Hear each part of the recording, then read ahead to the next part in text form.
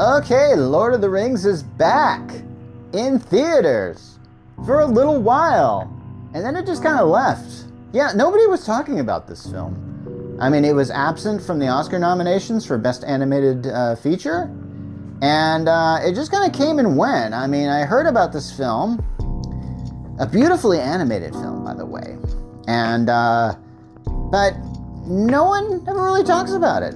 So I'm gonna rant about it. So, yeah, Lord of the Rings hasn't been the same since Return of the King, has it? You just can't bring back that magic, you know? I mean, I've said this before about certain franchises. There's just certain franchises you can't bring back to their great glory.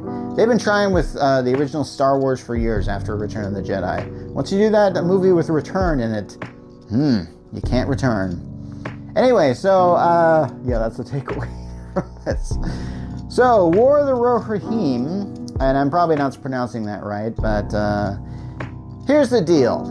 I know that The Lord of the Rings is a very long book series. I'm sure you've heard of The Hobbit and The Lord of the Rings for sure, but there are so many other books that Tolkien did that are official canon for Middle-earth, and I haven't read any of them. And so it's weird to see that there are entire groups devoted to talking about this stuff. And so I'm assuming that this story is taken from this, because not only did Tolkien, write Hobbit and Lord of the Rings, but he was always world building in his head, and he would write stuff like that. And every once in a while, the Tolkien family seems to just say like, oh, we found this lost manuscript, and then it gets published. Honestly, I think there's some Tolkien who's like, writing stuff up and just studying and going like, okay, this is a lost manuscript, and it's like, pretty soon we're going to have like this we're going to have like 6 encyclopedias full of Middle-earth volumes, because we just keep finding stuff. Anyway, so yeah, hey, it's no mistaking that The Lord of the Rings is a great story. It really is. But of course, it's one of those stories that is very epic. Now, if you've actually read Lord of the Rings, one of Tolkien's, I think, weaknesses is that his characters are not as good as maybe we want them to be. In other words, when you're writing a story, you have to have really good characters that you can relate to and stuff like that. The problem is, the style that Tolkien was often,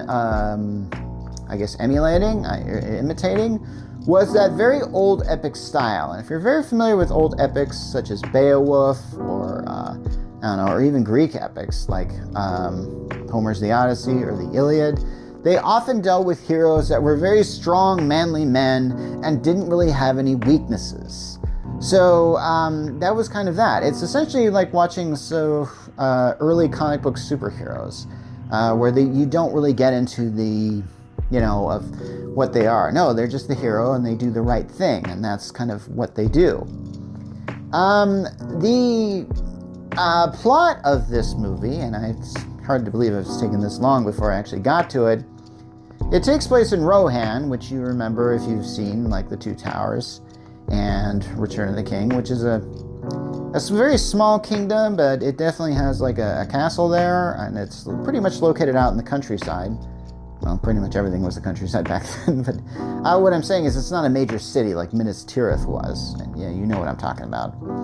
But, and Rohan was always big on horses. They just love their horses. I mean, they put their horses in stables that look better than most apartments in New York.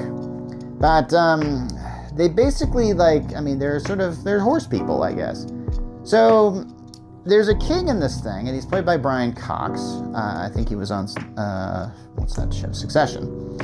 And he's the big king, and he has a daughter who's very red hair and likes to run out, gallop out into the wild and stuff like that. So, and immediately all I could think of was the Pixar movie Brave when I saw this character, and I was just kind of going like, I'm surprised that she doesn't have a Scottish accent, and yeah, whatever. But essentially, what happens is, one day this other kingdom comes to the king and basically says like, hey, listen, I think it's time that we join kingdoms together. And we do that by where my son is going to marry your daughter. So the king realizes that this is a bad deal. It's not good. He doesn't want more lands. For some reason, he just kind of goes like, nah, I don't want that. And actually, I think it's good that he actually kind of says like, listen, my daughter doesn't want to marry your son here, and I really don't think this is a good thing to do. So honestly, I kind of actually respect that for what it is. Now, would that be a realistic plot line for something in that time? I'm thinking no, but it's a plot that we want to see now, okay? I'll say it. Once again, I have no idea if this plot is from the books. Seriously, I have no idea. Anyway, so what happens is, so this guy who basically says, hey man, your son needs to marry my daughter, it's like, I'll fight you. So they actually have a fist fight. And then the king, the king of Rohan, the one Brian Cox, says, punches the other guy to the point where he kills him. And I think when I watched that, I was going like, wow, I didn't expect that to happen so early in this film. But no, yeah, this guy's dead. So naturally, the son is all like, oh man, you guys suck. And he like leaves. And then he sort of mobilizes his own army after, I don't know, a few... the characters still look the same, so I can't tell how many years or whatever it's been. So eventually he amasses his own armies to march against Rohan. And the main character, I think her name is Hera, discovers that the Rohan general is sort of working with this other guy and is going to betray him. So what happens is the town of Rohan gets burned to the ground. And so they have to flee into this one particular fortress, which you will recognize if you've seen Lord of the Rings or read Lord of the Rings. Helm's Deep. They actually go there. They don't call it there. They call it Hornridge. And and they're forced to stay there for like an entire winter. And in the meantime, the bad guys are building this giant thing that I swear is the size of the Empire State Building, and it's a siege tower. It's this thing that just, they put it down, and it's this giant bridge so they can get over the walls of this place. Now, there are some things about this thing that I'm just kind of, I am just going to say, I totally lost interest in this film while I was watching it. I just absolutely went like, okay, I don't even really care about this stuff. There's a lot of nifty stuff in this thing, and the animation is really good. There's a lot of really swooping where the camera goes around the character shots. The animation is great, but it's anime, okay? It looks like anime. It smells like anime. If you like anime, you might like this film. Emphasis on the might. I felt like the weakness that Tolkien had in not creating engaging characters is in here. I was not engaged in pretty much any of these characters. I like Hera. I think Hera's a really good protagonist in this film. And hey, so there's a lot that kind of happens in this.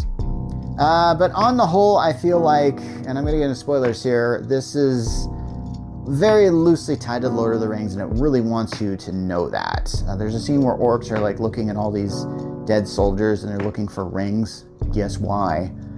And then here's the thing: at the end of this film, Saruman shows up, and he has one line, and I went like, "Wow, that sounds like Christopher Lee," and who's been dead since 2015.